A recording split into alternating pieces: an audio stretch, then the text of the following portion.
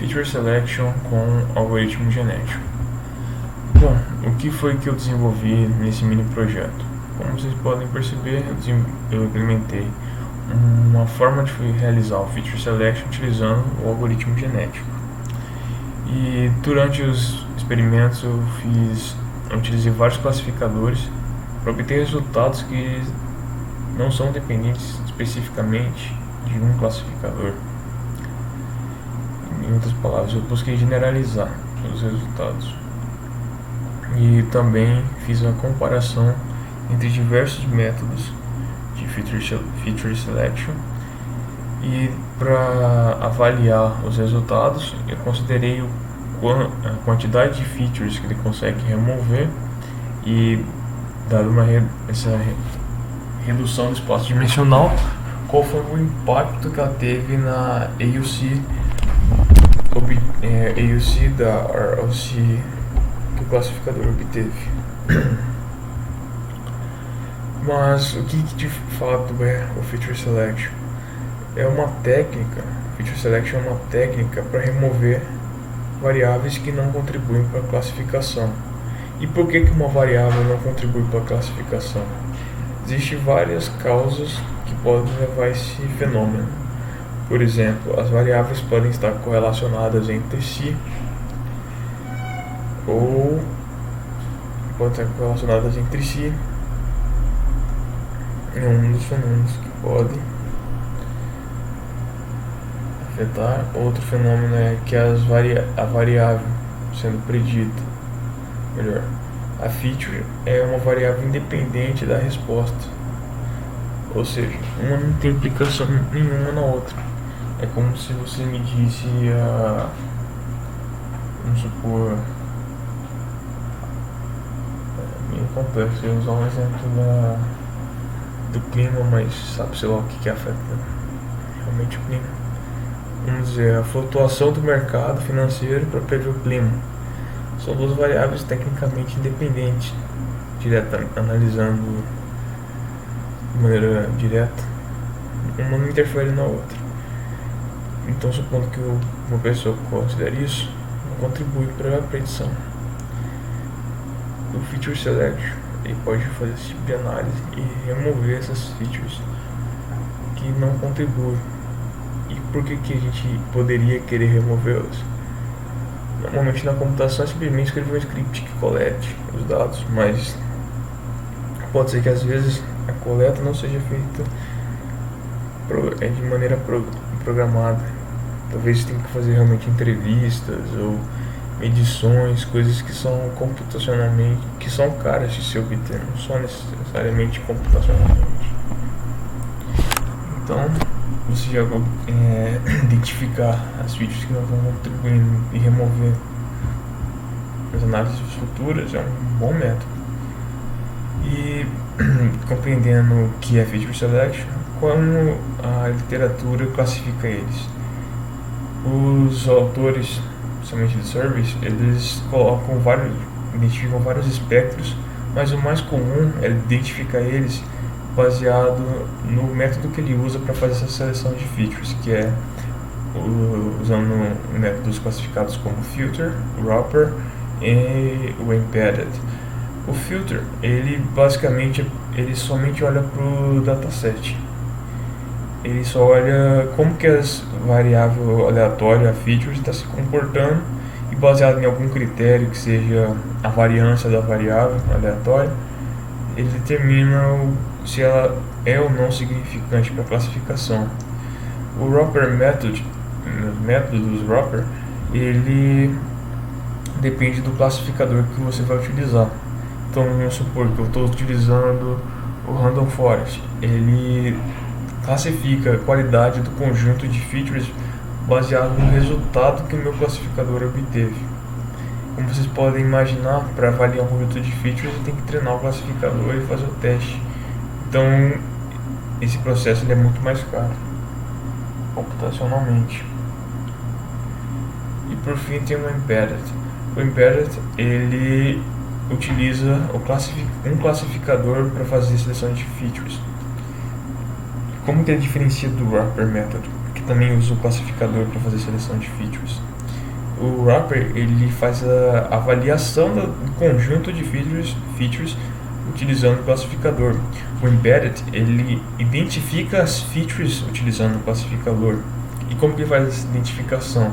Se vocês notarem, alguns classificadores como Random Forest ou alguns classificadores lineares, aqueles que multiplicam, vamos por a feature por alguns coeficientes, eles em si fazem uma seleção de features. Se você usar, por exemplo, linear, se uma feature não é relevante para a predição, ele praticamente vai ter espera-se que o coeficiente que multiplica por essa feature ou que está relacionado a essa feature seja um valor próximo de zero, para dizer que ela não tem pouco impacto na classe a ser predita.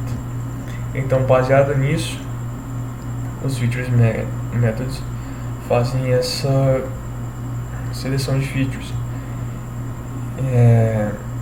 O embedded method faz a seleção de features. Então, nós utilizamos várias técnicas para fazer a seleção nesse projeto. E as técnicas foram o Selection from Model, que é um dos métodos da categoria Embedded. Nós usamos dois métodos de SFM, que é o utilizando Logistic Regression, que regressão logística que obtém os coeficientes, e também o Linear SVM. Para o método Filter, nós usamos também dois métodos Filter, que é o Variance Threshold e o Mutual Information. O Variance Threshold, como você deve imaginar, ele analisa a variância e coloca um limiar, um limite, e todas as variáveis que estão abaixo desse limite são descartadas. Como tem essa escolha de threshold um pouco indeterminado, depende muito do que está fazendo, então o que eu fiz? Eu usei todos os possíveis thresholds para as features que eu tenho no dataset. São 31 features, então eu testei para 30 thresholds, que são baseados para cada threshold eu descarto a feature com menor variância do dataset. O Mutual Information também se baseia na mesma equação que o Information Gain, que é o método usado, um dos métodos utilizados para fazer a seleção de features no Random Forest. A equação é praticamente a mesma, só que por que o nome é diferente? O nome é diferente porque, como alguns autores definem e até comentam, é por conta do contexto que está sendo usado, eles usam outros nomes, mas em termos de equação mesmo, a fórmula, vamos dizer assim, utilizada é a mesma. Baseado no conceito de entropia, todo aquele assunto relacionado à entropia, em Nike não é chama, que vocês já devem conhecer. Eu não vou entrar na explicação disso agora, por conta do tempo. Mas como foram realizados os experimentos? Nosso dataset tem 31 features. Nós utilizamos 7 classificadores distintos, que vocês podem ver. São os classificadores clássicos. Talvez o menos comum seria o OCSVM, OC é de One Class SVM, que basicamente é o SVM adaptado para uma única classe. E nós comparamos 4 métodos de seleção de features, que é seleção a partir do método, de modelo, linear da variância, informação mutual information e usando um algoritmo genético. Então aqui eu comento sobre como que eles foram configurados. Os Selection from Model, que eu utilizei o Linear SVM, regressão logística, eles foram fixados em 16 features. Os outros métodos, como eles selecionam a partir do maior ganho de informação, Mutual Information, então depende também do threshold. Você pode selecionar o tamanho do conjunto que você quer formar de features. Então eu testei para um conjunto com uma única feature, que é que traz maior ganho de informação, depois um segundo, terceiro, quarto, até chegar às 31 features. Assim a gente vai analisando o ganho dele para cada nova variável que vai ganhando, até achar um valor ótimo.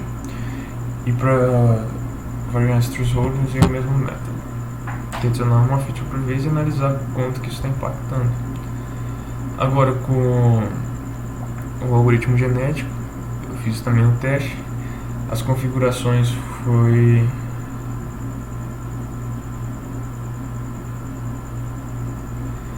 dessa seguinte maneira: como que eu representei um indivíduo? Quando tem 31 locus são locais, né, são 31 genes, cada um daqueles genes, a posição dele é chamado de locus, se eu não estou enganado, e cada um desses locus representa uma feature específica. Se esse valor específico é igual a 1, aquela feature ele é considerada para o treinamento. Se ele for 0, ela não é considerada. A probabilidade de crossover foi 80%, de mutação 20%. Eu utilizei o elitista porque eu não queria perder soluções ótimas encontradas no caminho, já que o treinamento é caro, então não queria perder soluções no caminho. Usei seleção por torneio com 3 indivíduos. Como o elitismo não está ativado, isso, nos primeiros experimentos que nós fizemos, utilizando regressão logística, GP, programação genética, os resultados indicavam que quando eu tinha população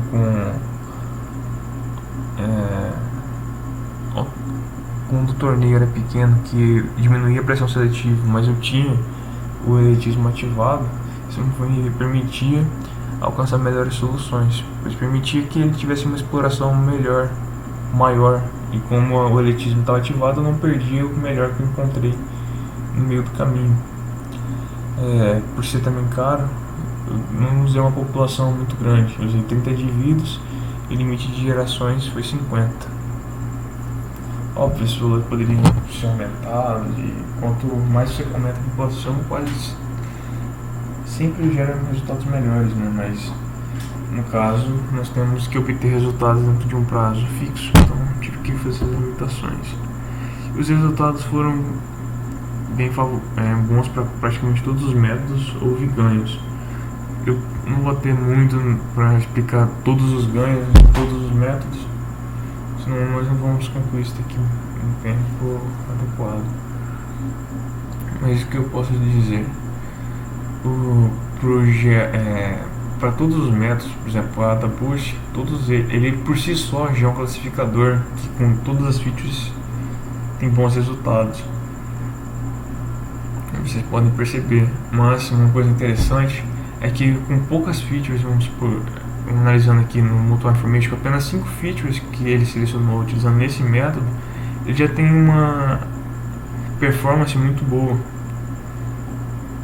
Então o que significa? Se eu quisesse continuar aumentar o meu dataset, colocar mais exemplos, eu só precisaria analisar apenas 5 features em vez de ter que extrair todas as 31 features.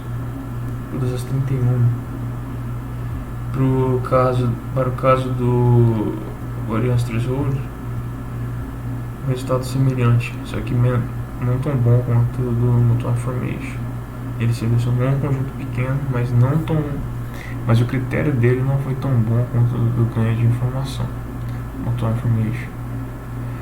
O Selection from Model também é um método que teve resultados bons, quase 95 na OC, utilizando 16 features. Mas de todos eles, o melhor foi o algoritmo genético. Esqueci de anotar aqui que ele jogou valores bem altos. Na verdade, eu não esqueci de colocar aqui, então não vou saber exatamente o número de cabeça, mas no relatório, eu tenho certeza que não tem no relatório, que ele foi o que obteve a maior alça Outra coisa também que vi nos resultados é que a princípio eu queria aumentar o valor da OC, mas e portanto não capturei na features na fitness o fato de reduzir o tamanho do conjunto de features, ou melhor, finalizar resultados indivíduos que selecionam muitas features. Basicamente o que eu estava procurando era só obter um maior AUC do possível, mas geralmente nós vamos ver que ele realmente reduz bastante a quantidade de features. Por exemplo, na regressão logística ele obtém o valor sem utilizar Feature Selection é 0.91, utilizando o GA ele aumenta para 0.94 com apenas 22 features das 31. Com o Selection from Model são dois métodos, em algum deles, a gente vai ver na figura, ele conseguiu obter 0.93 apenas com 16 features, e para o Mutual Information ele consegue chegar a 0.9 com apenas 18, e com o VT, que é o Variance Threshold, ele consegue chegar a 0.91 com apenas 12 features das 31, que são resultados excelentes. Mas de todos os métodos, que tem o maior, que consegue atingir a maior AUC foi o algoritmo genético, novamente mostrando que ele tem uma performance que tem uma AUC melhor que os outros métodos. O Naive Bayes, a mesma coisa, ele conseguiu sair de uma AUC de 0.88, 0.89 e chegar até 0.93 com apenas 16 features.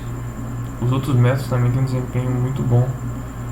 O VT Variance Threshold consegue obter 98% desse valor utilizando apenas 3 variáveis.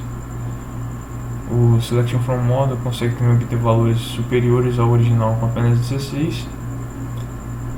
E o Mutual Information também tem um valor relativamente alto, com poucas features, com quase metade do conjunto. Mas você percebe o boost que o algoritmo genético teve. Talvez aumentando a população, esse valor poderia ter aumentado ainda mais. O OCSVM é um classificador muito interessante, na minha opinião, porque ele foi um método que não era capaz de aprender inicialmente. Notado para esse dele aqui, que é 0.5, ou seja, tem um desempenho igual de um classificador aleatório, mas utilizando os métodos de Feature Selection ele consegue melhorar a performance. Utilizando o Mutual Information, com uma única feature ele tem um valor máximo que ele consegue atingir, que é 0.87. Com a OC também, quando ele começa a adicionar mais de uma feature, já começa a perder performance. E para o GA ele conseguiu alcançar um resultado bem próximo resultado relativamente próximo do Mutual Information, só que com mais features, né? Você vê o avanço que ele vai tendo ao longo das gerações. O Random Forest, a gente também tem resultados. Na verdade, o Random Forest é um classificador que está quase no limite da classificação. Tem 0.97 sem nada. Mas por que ele não tem sem nada? Porque ele já é considerado método de seleção, um embedded method, um método embutido, né? Um embedded method de feature selection. Por isso que o valor dele já é alto. Então para ele, o ganho em si pouco, ele já está descartando. Mas você vê que com os outros métodos a gente consegue ter reduções significativas na dimensão do dataset, usando apenas 35% das features, ou apenas 4 variáveis aleatórias, que são 4 features, ou apenas 21 e mantendo praticamente a mesma alça. Os outros têm uma leve redução, mas tem uma queda no valor de AUC, mas a redução no dataset é muito significativa, muito maior. Isso está representado nas figuras. O próximo foi o SVM. O SVM também, assim como o CSVM, o CSVM, ele tem uma performance próxima de um classificador aleatório. E usando Feature Selection ele tem um aumento significativo, usando o Selection from Model. O Multi-Law Information também traz um resultado positivo, mas o mais significativo de todos é usando o algoritmo genético, que ele torna esse classificador que tem uma performance igual de um classificador aleatório, tem uma performance relativamente ótima, né? 0.92, um classificador muito bom. O gráfico deles estão aqui. Logo cedo ele conseguiu já achar uma vertente boa e continuou progredindo, né? Aqui. Como ele não convergiu, não ficou estagnado, a gente sabe que ele não teve ficou estagnado no máximo local. Ele continuou tendo progressos durante toda a população, mas aqui você tem população inicializada com variáveis aleatórias, né? Então, aleatoriamente, quer dizer, população inicializada aleatoriamente, então é comum ter esse pico no começo. Depois ela começa já a ter indivíduos relativamente bons pela seleção de feature, pela seleção natural, né? Pela seleção do próprio algoritmo. Já depois ele vai tendo só pequenas otimizações. Os outros métodos também, todos eles começam com um pico no começo e vão diminuindo conforme a quantidade vai aumentando.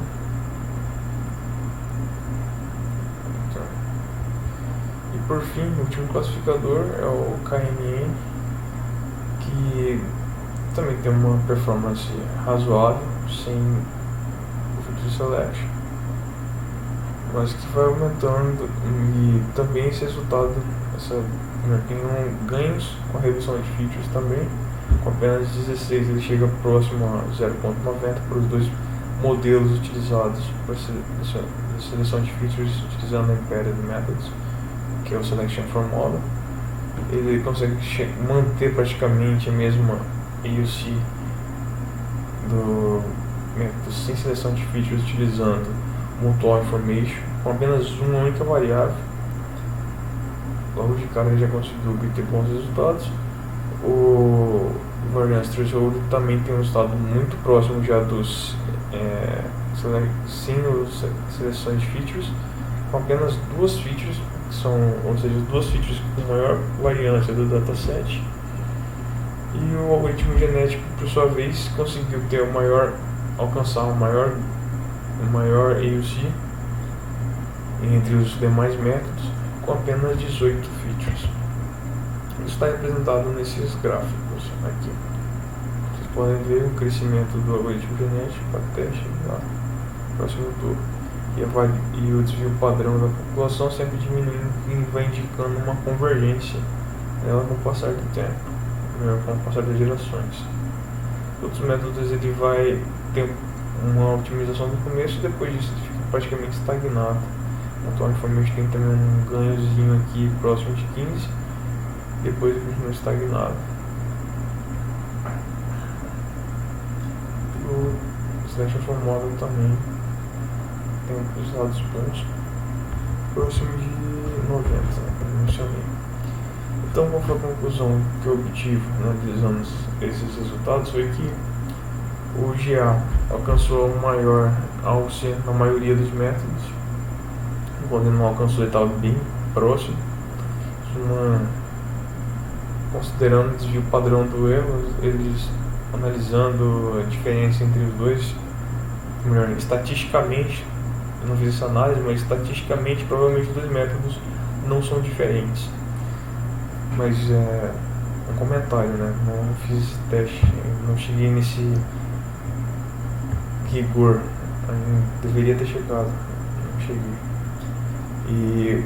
Mas outro método também que tem um bom desempenho, todos os métodos na verdade têm um bom desempenho, mas o Motor Information também teve um desempenho, considerando todos os métodos, significativo.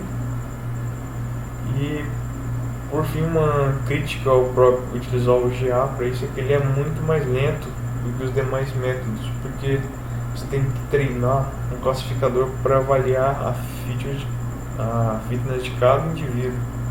É claro que eu fiz algumas simplificações, por exemplo, às vezes o mesmo indivíduo, se o indivíduo não tiver modificação, pode ser que ele repita o mesmo indivíduo. Então sempre que eu vou ter um resultado de features para cada classificador que vai repetir no mesmo conjunto de features, eu salvei um cache dele já para otimizar. Com certeza deve existir vários outros métodos de você otimizar esse resultado, mas comparando com os demais métodos que são quase instantâneos, ele é um método um pouco caro. Também existem outras formas de fazer a seleção de features que eu não testei, né, mas utilizando o plano de otimização, o ACO é uma outra forma. Pode ser um trabalho futuro, né, a ser explorado. Bom, basicamente foi isso que eu desenvolvi nesse projeto.